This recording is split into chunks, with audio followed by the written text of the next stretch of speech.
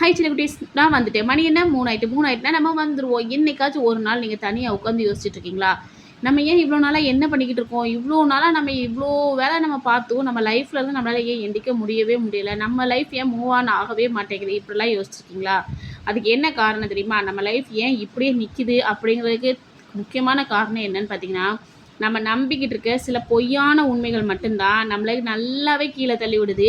நம்ம எந்திக்கணும்னு நினச்சா கூட நமக்கு வந்து எந்திக்கவே தோணாத அளவுக்கு கீழே தள்ளி விடுதுன்னா, நம்ம வந்து முட்டாள்தனமாக நம்புகிற நம்பிக்கை தான்.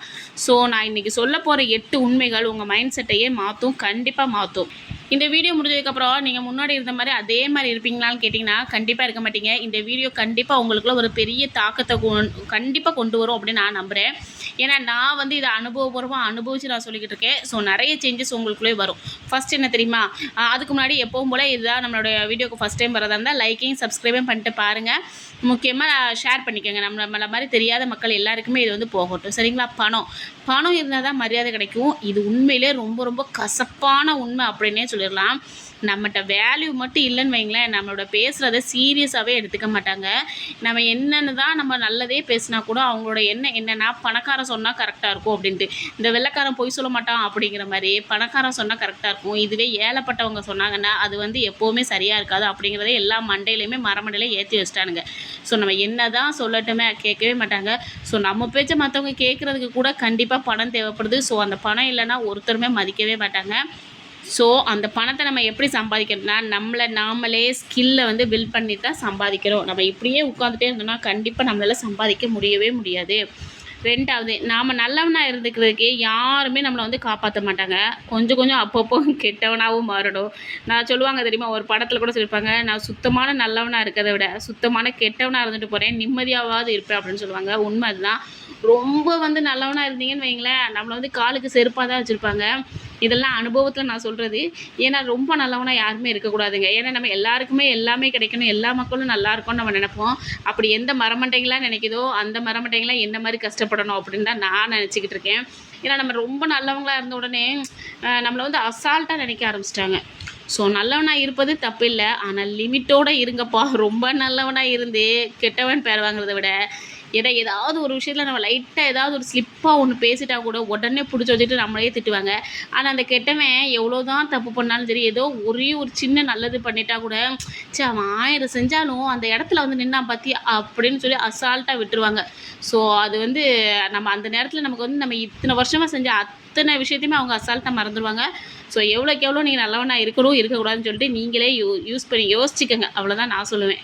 ஏன்னா அந்த உலகம் நம்மளை ரொம்ப நல்லா யூஸ் பண்ணிக்கிடும், பட் நோ யூஸ். அவங்க யூஸ் பண்ணுறதுனால நமக்கு எதுவுமே ஆக போகிறதில்ல, நம்ம மனசு தான் கஷ்டப்படும். ஸோ ரொம்ப நல்லவனாக இருக்காதீங்க. 3வது, நம்ம எவ்வளோ தான் ஹார்ட் ஒர்க் பண்ணாலும் சரி, உளுந்து உழைச்சாலும் சரி, ஸ்மார்ட் ஒர்க் மட்டும் நம்ம பண்ணலைன்னு வைங்களேன், நம்ம லைஃப் ஃபார்வர்ட் ஆகவே செய்யாது. அதே இடத்துல இப்போ எப்படி இன்ஜின் காணாமல் போன ட்ரெயின் மாதிரி அதே இடத்துல நின்றுக்கிட்டே இருப்போமே தவிர நம்மளால் மூவ் ஆன் பண்ணி போகவே முடியாது.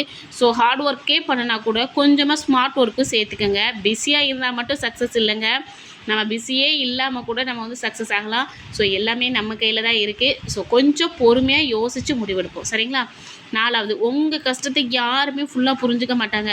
என் கஷ்டம் சில பேர் சொல்லுவாங்க, என் கஷ்ட நஷ்டம் தெரிஞ்சவங்க எல்லாருமே இவங்க ஒருத்தவங்க தான், இவங்களால் மட்டும்தான் முடியும்பாங்க. அப்படிலாம் ஒரு ஆணியுமே கிடையாது.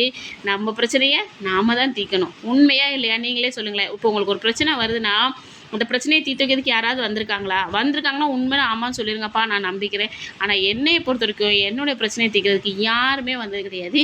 என்னோடய பிரச்சனையை நான் தான் தீர்த்துக்கணும், அப்படி தான் இருக்கிறோம். ஸோ நம்மளோட பிரச்சனையை நம்மளே தீர்த்துக்குவோம்.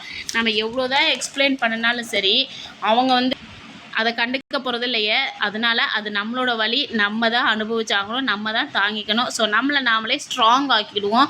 நம்ம ஸ்ட்ராங்காக இருந்தோம்னா எவ்வளோ பெரிய வலி வந்து தாக்குனாலும் சரி, நம்ம வந்து சீக்கிரத்தில் கீழே விழமாட்டோம். ஸோ கீழே விழாமல் இருக்கணும்னா நம்மளே ஸ்ட்ராங் ஆக்கிக்கணும், சரிங்களா? 5வது, ஸ்க்ரோல் பண்ணுற நேரம் எந்நேரமும் ஃபோனை எடுத்து வச்சுட்டு நொட்டுன்னு அந்த ஸ்க்ரோல் பண்ணிக்கிட்டே இருக்கக்கூடாது. எப்போவாவது ஒரு நேரம் நீ எடுக்கிறது ஒன்றும் பிரச்சனை கிடையாது. சில பேர் சொல்லுவாங்க டைமே காண மாட்டேங்கிற வீட்டு வேலை செய்கிறதுக்கு கூட நேரமே இல்லைன்னுவாங்க. ஆனால் முக்கால்வாசி நேரம் அந்த ஃபோனுக்குள்ளே தான் கிடப்பாங்க. ஃபோனில் கிடக்கும்போது மட்டும் எப்படி உங்களுக்கு டைம் கிடைக்கிது சொல்லுங்கள் பார்ப்போம். ஸோ ஃபோன் யூஸ் பண்ணுங்கள், வேண்டான்னு சொல்லலை. பட் நமக்கு தேவையானதை மட்டும் கற்றுக்கிட்டு மிச்ச நேரத்தில் ஃபோன் அதிகமாக யூஸ் பண்ணாதீங்க. ஃபோனை வந்து தூர வைக்கிறதே பெஸ்ட்டு அப்படின்னே நான் சொல்லுவேன்.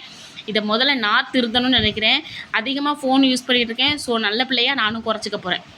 ஏன்னா நம்ம ஸ்க்ரோல் பண்ணுற ஒவ்வொரு செகண்டுமே நம்ம லைஃப்பை வந்து கொஞ்சம் கொஞ்சமாக மிஸ் பண்ணிக்கிட்டே இருக்கோம். ஸோ டைமை வந்து மேனேஜ் பண்ணுவோம், நல்ல பிள்ளையாக இருப்போம்.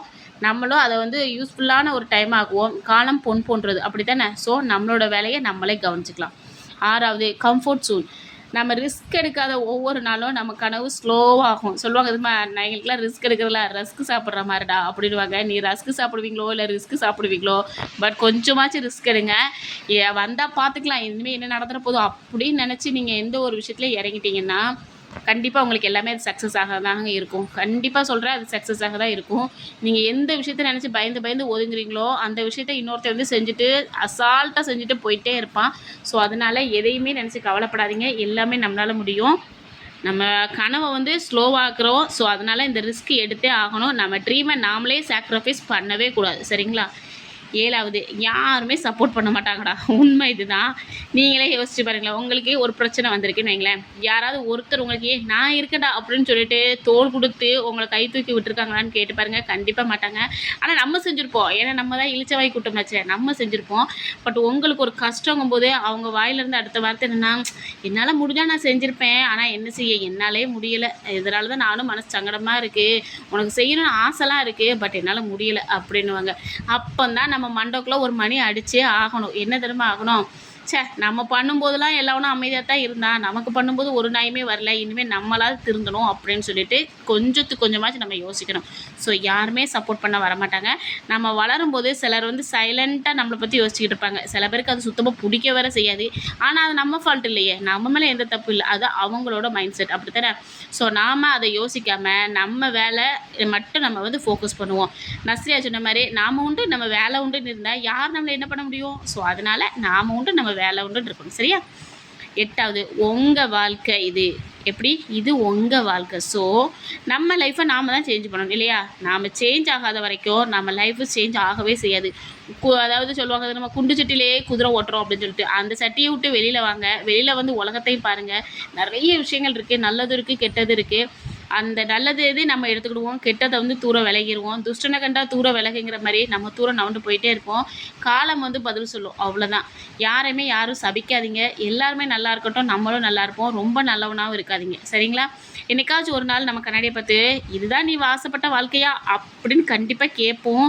அந்த கொஸ்டினுக்கு பதில் சொல்லும்போது ஆமாம் நான் ஆசைப்பட்ட வாழ்க்கையை தான் நான் வாழ்ந்துட்டு இருக்கேன் அப்படின்னு நம்ம கெத்தாக சொல்லணுமே தவிர, எப்படியோ வாழணும்னு நினச்ச வாழ்க்கை எப்படியோ வாழ்ந்துக்கிட்டு இருக்கேன் அப்படின்னு சொல்கிற நிலைமைக்கு நம்ம வந்து கொண்டு வந்துடக்கூடாது. ஸோ அதுக்காக போராடுங்க, எவ்வளோ முடியுமோ போராடுங்க. இந்த உலகத்தில் எல்லாருமே தனியாக தாங்க போராட முடியும். நம்ம வரும்போதும் தனியாக தான் வந்தோம், போகும்போதும் தனியாக தான் போக போகிறோம். ஸோ அதனால் தனியாக போராடுங்க, கண்டிப்பாக உங்களுக்கு நல்லதே நடக்கும். இந்த வீடியோ உங்களை வந்து ஹர்ட் பண்ணியிருந்தா சாரி, பட் அதுவும் நல்லது தான். ஏன்னா சில வழிகள் தான் நம்ம வாழ்க்கையை வந்து சரி பண்ணும். என்ன இவ இவ்வளோலாம் பேசுகிறாளே அப்படின்னு நினைக்காதீங்க. இந்த வழியெல்லாம் தாண்டி இப்போவும் வழி அனுபவிச்சுட்டு இருக்க ஒருத்தி தான் இந்த அளவுக்கு பேச முடியும். ஸோ அதனால தான் நான் இவ்வளோ தூரம் சொல்லிக்கிட்டு இருக்கேன். இந்த வீடியோ உங்கள் மனசை வந்து டச் பண்ணியிருந்தால் ஒரு லைக் பண்ணுங்கள். யாராச்சும் நம்மளை மாதிரி கண்டிப்பாக லைஃப்பில் ஸ்ட்ரகிள் பண்ணிக்கிட்டே இருப்பாங்க. ஸோ அவங்களுக்கு கண்டிப்பாக ஷேர் பண்ணி விடுங்க. எல்லோரும் நல்லா இருக்கட்டும், நம்மளும் நல்லா இருப்போம். இந்த வீடியோ உங்களுக்கு பிடிச்சா லைக் பண்ணுங்கள், ஷேர் பண்ணுங்கள், கமெண்ட் பண்ணுங்கள், சப்ஸ்கிரைப் பண்ணுங்கள். இதே மாதிரி இன்னொரு வீடியோவில் நான் உங்களை சந்திக்கிறேன். Tata, by ma'am.